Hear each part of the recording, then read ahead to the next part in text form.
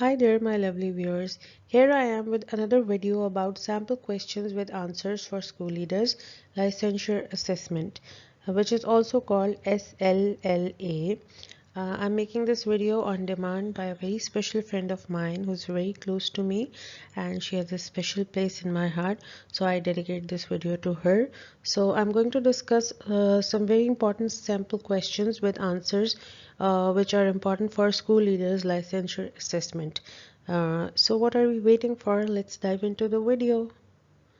But before we proceed, I would request you to subscribe to my channel Epic English Tutorials for lucrative and informative videos about IELTS is TLS pedagogy exams and also school leaders licensure exams. So here is our first question. Let's review it. The school leader of a high school assesses the reading scores, which have shown a steady decline for the last few years. The in charge of the reading department asks the school leader for guidance in order to figure out methods to improve students' reading abilities. Which of the following data will be most relevant for the school leader to suggest that the chairperson can share in helping the department's instructional decisions?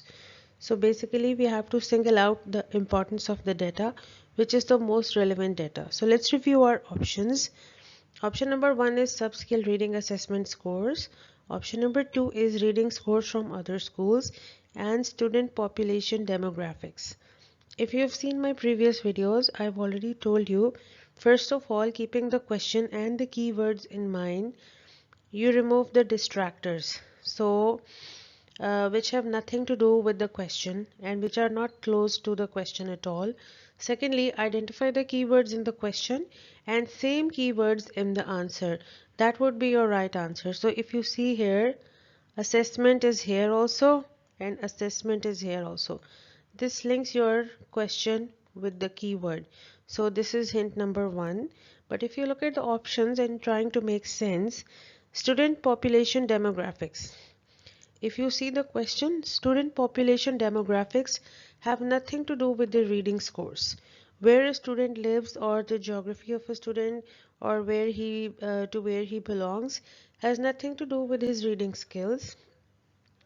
That means maybe it depends on a student's personal aptitude. A student living in Japan can be more good at reading than a student living in any other part of the world. It differs from student to student. It has nothing to do with their demographics. Similarly, reading scores from other schools. If you compare scores with other schools, how can it help you to guide the to develop reading scores of your school? You can compare and just see that okay, this school got A, so and so school got B, but what are you doing to improve your reading areas? How to identify the areas to improve reading skills in your students? It cannot help you at all. So these two are just the distractors and totally irrelevant. But if you look at the first option, the sub-skill reading assessment scores. So if you go through the sub-skill reading assessment scores, that data will ensure the teachers they can single out exactly which reading sub-skills. For example, it can be vocabulary. Students can have a certain issue with identifying difficult words, or it has something to do with the identifying the hidden meaning or inferential meaning, or they couldn't understand the contextual data to spend. So basically you have to see which reading sub skills are the ones which need to be addressed. So this is your right option, the other two are just distractors. Let's review our next question. A middle school student with a history of fighting is suspended from school after a violent incident. Because of the student's repeated actions, the school leader recommends immediate expulsion. Which of the following actions should the school leader take before the expulsion to ensure compliance with due process? Option number 1, informing the students and parents verbally or in writing of the charges and the evidence gathered. Number 2, informing the in charge that expulsion is being considered for a chronically disruptive student, or sending a copy of the student's discipline report or record to the parents via confidential email. So I told you remove the distractors first, okay? Informing the in charge that expulsion is considered for a student who is having a disruptive behavior. The in charge already might be knowing it because the student is repeatedly having the same behavior, same disruptive behavior. So what's the point in doing that? Because in charge will already be knowing it before the principal knowing this. So this is an irrelevant option. Sending a copy of the student's discipline report to the via email. What's the point in that? Some parents might not read even the email. That's why the student has reached this state that he's repeatedly doing it. Maybe he has the support of parents, or maybe parents are ignorant. Parents don't have time to spend. So this cannot address the issue. So once you removed these distractors, look at the option we are left with. Informing the student and parents. You have to inform the student as well as parents verbally and in writing of the charges and the evidence gathered. So once you have informed, you should know that every student has a right to get education, and a school cannot just simply deprive a student of the right without the due process. So the due process requires there are some prerequisites to give a discipline report, which is you have to inform the student, you have to inform the parents, and the school officials have to explain all the circumstances which led to the suspension of the student and expulsion of the student, and we need to have evidence to support whatever we are saying. So that's why it's a consequential process where you involve the parties concerned and you give them uh, all the documentation and the proof as well, so that you have a proof that whatever action is being taken for expulsion is justified.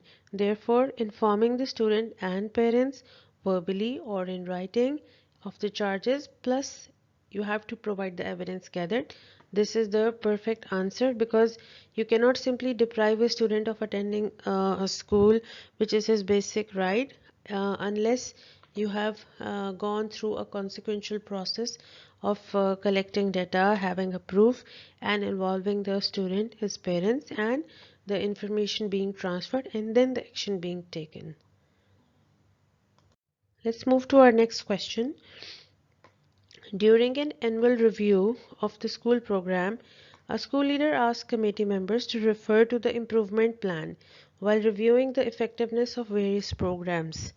So, by taking this action, the school leader demonstrates an understanding of the importance of there are options, developing a culture of shared leadership among the faculty members, or making sure that the curriculum programs are research based, or analyzing accomplishments against a benchmark.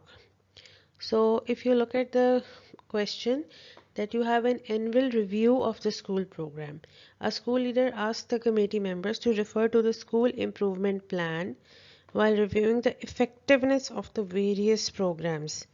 So you are looking at your school improvement program while you're also reviewing the effectiveness of various programs.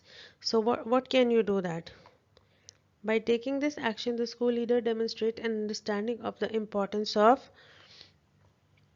If you look at the options, already the answer is very clear, because you see here the school leader is reviewing the improvement plan, school improvement plan, and also reviewing of various programs. That means the school leader is analyzing accomplishments against a benchmark. There are other various programs, other benchmark programs, and the school leader is reviewing the improvement plan. So your answer 3 is the right answer, because developing a culture of shared leadership among the faculty has nothing to do with that. Making sure that the curriculum progress are research based has nothing to do with that.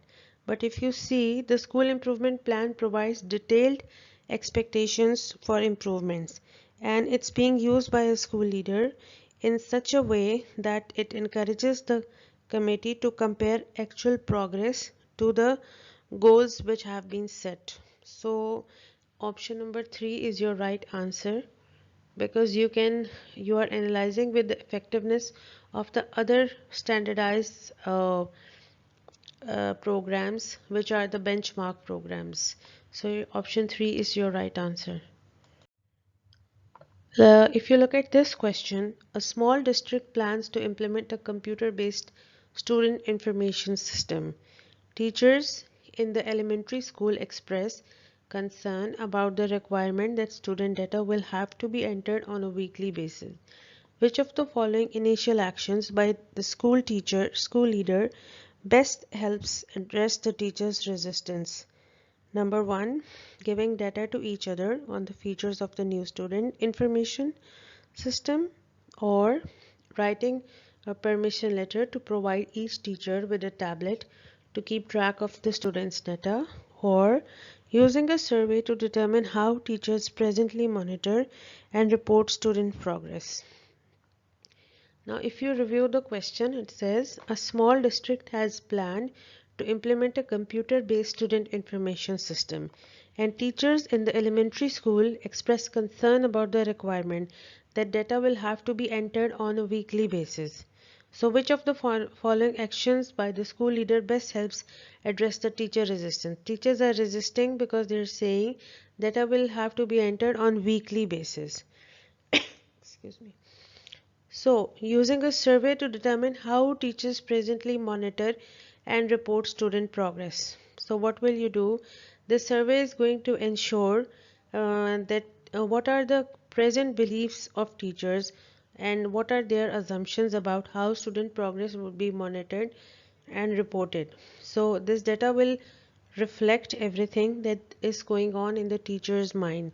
So, writing a permission letter to provide each teacher with a tablet to keep a track of student data has nothing to do with it, because if you write a permission letter and the teacher can have a tablet provided by the school to keep a track of the data is not a long-term solution. Giving data to each teacher on the features of new student information system, then this is not going to help the school because the teacher might change, so the data might be lost. So you have to have a proper availability of the student data. So that's why a computer based student information system is needed, which is a long term solution. So this is a short term solution, that's why you reject this option. This is also not a practical solution, but this is a practical solution, that you can have a survey to determine how teachers presently monitor and report student progress, and how it can be done through a computer-based student information system. So they can reflect and share their current beliefs and ideas, and how the progress can be monitored and reported, and those can be incorporated in the computer-based information system. So here's our next question. A school leader observes a teacher's mathematics lesson. The lesson plan indicates that the learning objective is teaching students to add fractions. So let's highlight the keywords. Teaching students to add fractions. The lesson begins with a starter on adding fractions, followed by a guided and independent practice. Then the teacher supports the students with feedback. At the end of the lesson, the teacher provides each student with an exit slip. The exit slip contains three fractions of students for students to reduce the least common denominator. Which of the following is the most important for the school leader to address the teacher's post-observation meeting? To address in the teacher's post-observation meeting. Number 1, aligning assessment with instructional goals. Number 2, sorting out relevant all the learning activities, and allowing students to sufficient time on task. So let's remove the distractors. Allowing students sufficient time on task has nothing to do with it, with the discussion for in the post observation meeting, because a teacher must be doing that, and there seems nothing to be wrong with that. Sorting out relevant learning activities. Of course, when a teacher is planning her lesson, she must be doing her homework on sorting out all the relevant learning activities. But there is nothing wrong shown in the question about this.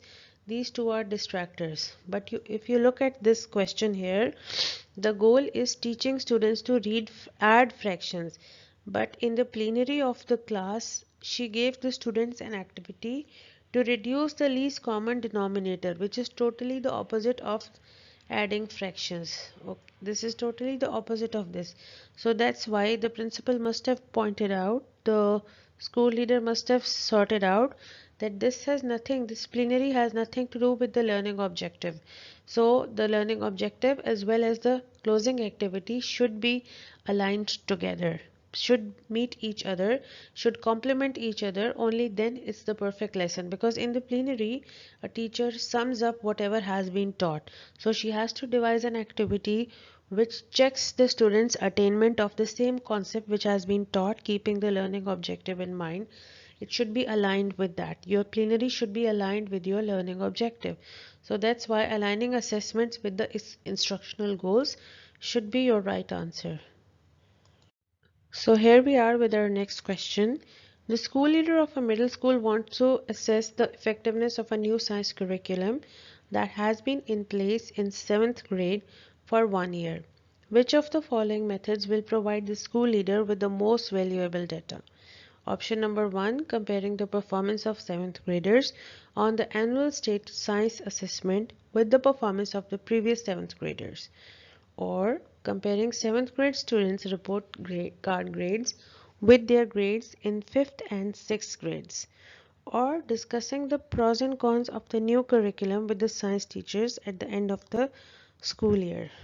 So, uh, option 1 is your right answer, because the results of the state assessment test are valuable because they give you a quantifiable information by comparing like to like.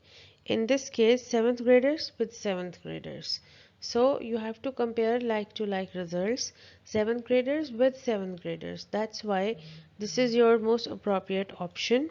Comparing the 7th grade students' report card with their grades in the 5th and 6th grades will not help.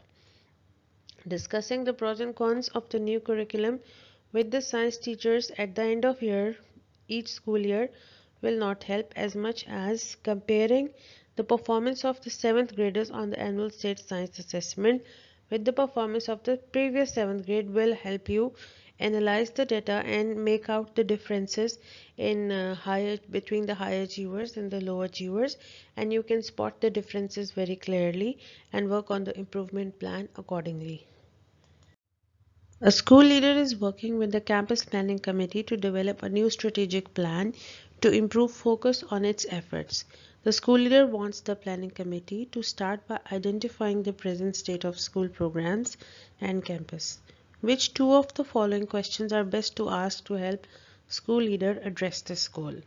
So let's look at our options. How can we measure progress toward new goals? Or what are our strengths and weaknesses?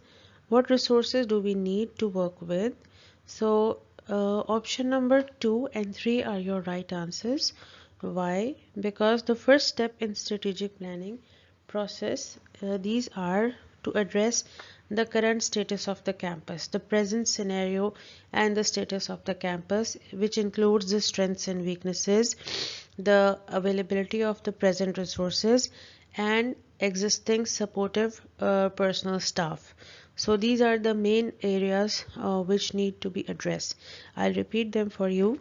So while strategic planning, there are certain steps involved, and the first one of them is the current scenario and the status of the campus, which includes the strengths and weaknesses and the present availability of the resources and the supportiveness of the staff. So what are the strengths and weaknesses? This is related to our answer. What resources do we have presently to work with? That is also there. And what is the willingness of the start of your staff? That could have been another option. So this option number 1 has nothing to do with strategic planning. So this is your irrelevant distractor which you can remove, because I already told you that the first steps in strategic planning involve that you have to see what is the present status of the campus. Number 2, you have to see what are the strengths and weaknesses which are already there, and what are the present resources that you have, and how supportive is your staff so that you can start the collaborative working. and improve. Now let's move on to our next question. A school leader reviews a report concerning a new mathematics program after its first year of implementation. Which of the following statements from the report best demonstrates the effectiveness of the program? The program was used daily by the entire school. The student benchmark data shows that the program objectives were accomplished.